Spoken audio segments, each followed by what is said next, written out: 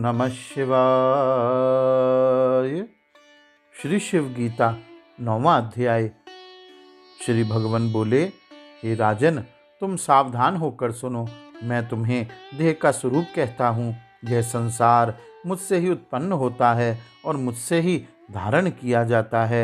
और जिस प्रकार भ्रम निवृत्त होने से रजत सीप में लय हो जाती है, इसी प्रकार यह जगत ज्ञान से मुझ में लय हो जाता है। मैं निर्मल पूर्ण सच्चिदानंद स्वरूप हूँ।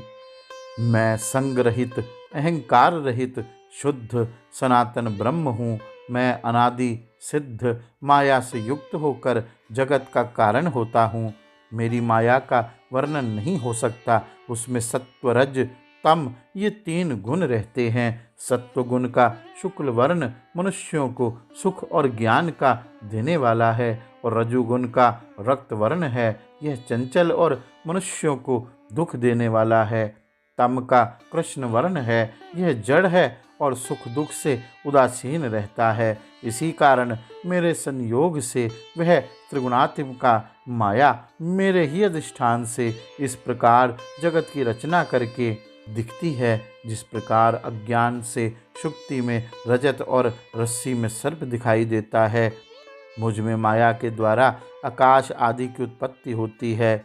मुझसे प्रथम आकाश, आकाश से वायु, वायु से अग्नि, अग्नि से जल और जल से पृथ्वी उत्पन्न होती है। उन्हीं 5 से उत्पन्न हुआ यह सब देह पंचभूतात्मक कहलाता है। पिता माता के भक्षण किए अन्न से यह षटकोशात्मक शरीर उत्पन्न होता है, जिसमें स्नायु, अस्थि और मज्जा पिता के कोश से उत्पन्न होते हैं। त्वचा, मांस और रुधिर यह माता के शोणित से उत्पन्न होते हैं। इसी प्रकार माता और पिता संबंधी षटकोशात्मक देह में माता से उत्पन्न होने वाले, पिता से उत्पन्न होने वाले, रज से उत्पन्न होने वाले तथा आत्मा से उत्पन्न होने वाले 4 पदार्थ हैं। उसमें रक्त, मेदा, मज्जा, प्लीहा, यकृत, गुदा, हृदय, नाभि इत्यादि मृदु पदार्थ माता से उत्पन्न होते हैं। दाढ़ी, मूछ, लोम, केश, स्नायु, शिरा, धमनी, नाड़ी, नख, दंत, वीर्य आदि स्थिर पदार्थ पिता के संबंध से उत्पन्न होते हैं। पुष्टता, वर्ण, तृप्ति, बल, अवयवों की दृढ़ता, अलोलुपता, उत्साह इत्यादि रज से उत्पन्न होते हैं। इच्छा, द्वेष, सुख दुख, धर्म अधर्म, भावना, प्रयत्न, ज्ञान, आयुष्य, इंद्रिय इत्यादि यह आत्मज अर्थात आत्मा से उत्पन्न हुए कहलाते हैं। श्रोत्र, त्वचा, चक्षु, जिह्वा और घ्राण ये 5 ज्ञानेंद्रिय कहलाते हैं। कर्म से ही शब्द, स्पर्श, रूप, रस, गंध ये 5 इनके विषय हैं। वाणी, हाथ, पैर, गुदा और उपस्थ ये 5 कर्मेंद्रिय हैं। बोलना, लेना देना, चलना, मल विसर्जन और रति यह क्रम से 5 इंद्रियों के 5 कार्य हैं। और मन, बुद्धि, अहंकार और चित्त यह अंतःकरण है। सुख और दुख यह मन का विषय है।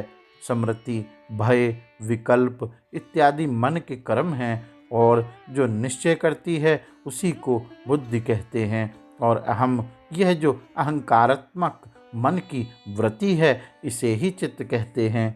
यह अंतःकरण भी सतोगुणादि के भेद से 3 प्रकार का है।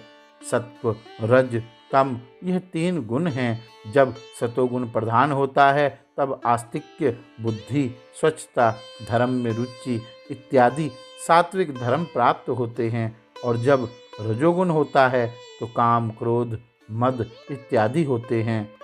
तमोगुण की प्रधानता में निद्रा, आलस्य, प्रमाद, वंचना होती है। इंद्रियों की प्रसन्नता, आरोग्य, आलस्य का ना होना ये गुण सत्व से उत्पन्न होते हैं। इन 5 महाभूतों की तन्मात्रा से उत्पन्न हुआ यह देह उनके गुणों को धारण करता है। आकाश का गुण शब्द है, जिससे श्रोत्र, इंद्रिय, वाणी कुशलता, लघुता, धैर्य और बल उत्पन्न होते हैं। वायु से त्वचा, स्पर्श सुख, ऊपर फेंकना, नीचे फेंकना, सिकोड़ना, फैलना, चलना, ये वायु से उत्पन्न 5 कर्म होते हैं। प्राण, अपान, व्यान, समान, उदान, यह 5 प्राण हैं। नाग, कुर्म, क्रकल, देवदत्त, धनंजय, ये 5 उपप्राण कहलाते हैं। ये एक ही वायु के विकार को प्राप्त होने के कारण 10 नाम बनाए गए हैं। इसमें प्राणवायु मुख्य है, जो नाभि से लेकर कंठ तक स्थिर रहता है और नासिक, नाभि तथा हृदय कमल में गमन करता है। गुदा, लिंग, कटी, जंघा, उदर, नाभि, कंड, अंडकोश, जोड़ों की संधि और जंघाओं में अपान वायु रहता है। उसका कार्य मलमूत्र का विसर्जन करना है। नेत्र, कर्ण, पांव के घुटने, जिह्वा तथा नासिका, इन 5 स्थानों में व्यान वायु रहता है। प्राणायाम, रेचक, पूरक, कुंभक इसके क्रम हैं। समान वायु सब शरीर में व्याप्त होकर जठराग्नि के सहित 72,000 नाड़ियों के रंध्र में संचार करता है। भोजन किए और पिए हुए संपूर्ण रसों द्वारा देह की पुष्टि के निमित्त चरण, हाथ और अंग की संधियों में उदान वायु रहता है। देह का चलाना, उठाना इसका क्रम कहा जाता है। त्वचा, मांस, रक्त, अस्थि और स्नायु, इन 5 धातुओं के आश्रय नाग आदि 5 उपप्राण रहते हैं।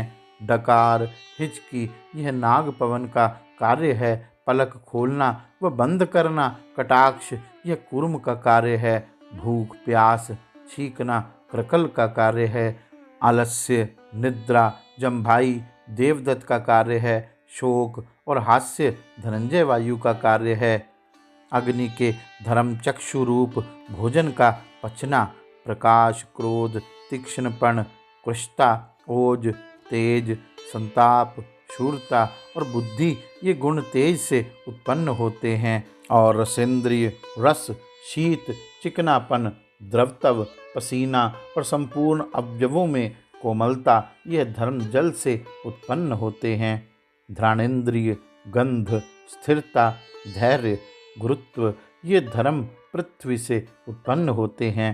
त्वचा, रुधिर, मांस, मेदा, अस्थि, मज्जा और शुक्र, ये 7 धातु शरीर का धारण करते हैं। मनुष्यों द्वारा भक्षण किया हुआ अन्न जठराग्नि से 3 भाग हो जाता है। इसका स्थूल भाग मल, मध्य भाग मांस और सूक्ष्म भाग मन होता है। इससे मन अन्नमय कहलाता है। जल का स्थूल भाग मूत्र, मध्य भाग रक्त और कनिष्ठ भाग प्राण कहलाता है, इसलिए प्राण जलमय है। तेज का स्थूल भाग अस्थि, मध्य भाग मज्जा और वाणी सूक्ष्म भाग है।